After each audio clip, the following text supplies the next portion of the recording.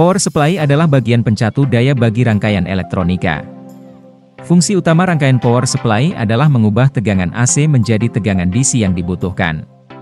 Saat ini dikenal dua sistem power supply, yaitu 1. Sistem konvensional dengan trafo step down 50 Hz dan rangkaian penyarah dioda dan elko. 2. Sistem switching yang dikenal dengan SMPS, switching mode power supply. Power supply digunakan untuk memberikan daya atau tenaga pada sebuah peralatan.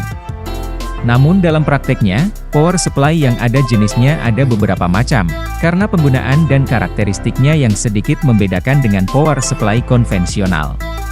Salah satu jenis power supply yang lazim digunakan untuk televisi atau DVD player, yakni jenis power supply SMPS. Dinamakan switch mode power supply, SMPS, karena sistem kerjanya menggunakan metode switching, pensaklaran, yaitu menghidup-matikan tegangan yang masuk ke dalam trafo dengan peralatan komponen elektronik dengan frekuensi tertentu.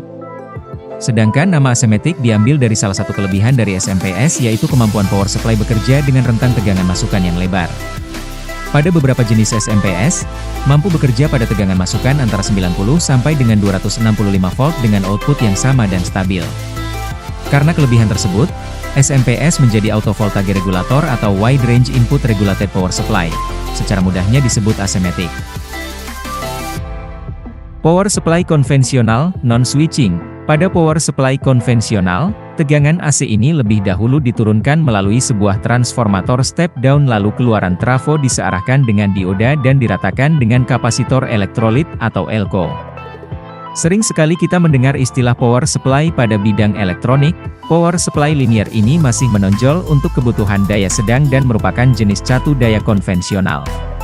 Prinsip power supply jenis ini masih menerapkan mode pengubahan tegangan AC ke DC menggunakan transformator step down sebagai komponen utama penurunan tegangan. Transistor pada power supply linear berfungsi sebagai resistor yang bisa diatur di mana perbedaan tegangan VD, VO antara input dan tegangan keluaran yang diinginkan melewati transistor dan menyebabkan daya hilang pada power supply tersebut. Untuk memberikan range tegangan masukan AC 60 Hz, dibutuhkan penyarah dan filter keluaran VD, T. Untuk meminimalisasi kehilangan daya pada transistor, rasio pada transformator harus dipilih dengan hati-hati seperti VD lebih besar dibanding VO tetapi tidak melebihi VO dengan marin yang lebih besar. Ada dua poin penting pada power supply linear, yaitu A. Dibutuhkan transformator dengan frekuensi rendah, kira-kira 60 Hz. B. Transistor beroperasi pada daerah aktifnya.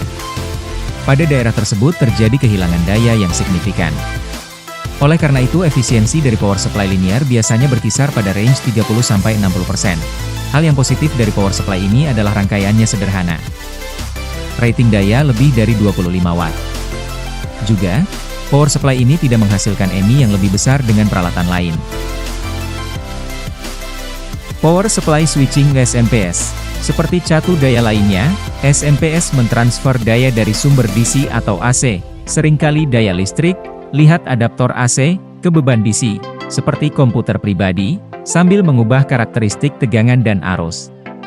Tidak seperti catu daya linear, transistor pas, A, dari catu mode sakelar terus-menerus beralih antara keadaan disipasi rendah, menyala penuh, dan mati penuh, dan menghabiskan sangat sedikit waktu dalam transisi disipasi tinggi, yang meminimalkan energi yang terbuang.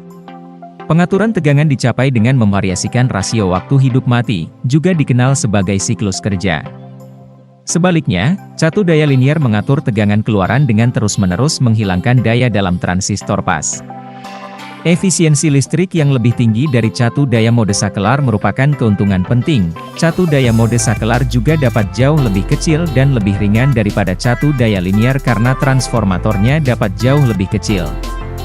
Hal ini karena catu daya ini beroperasi pada frekuensi sakelar tinggi yang berkisar dari beberapa ratus kHz hingga beberapa MHz, berbeda dengan frekuensi listrik 50 atau 60 Hz yang digunakan oleh transformator dalam catu daya linear. Meskipun ukuran transformatornya lebih kecil, topologi catu daya dan persyaratan kompatibilitas elektromagnetik dalam desain komersial menghasilkan jumlah komponen yang biasanya jauh lebih besar dan kompleksitas sirkuit yang sesuai. Regulator switching digunakan sebagai pengganti regulator linear jika diperlukan efisiensi yang lebih tinggi, ukuran yang lebih kecil, atau bobot yang lebih ringan. Namun, regulator ini lebih rumit.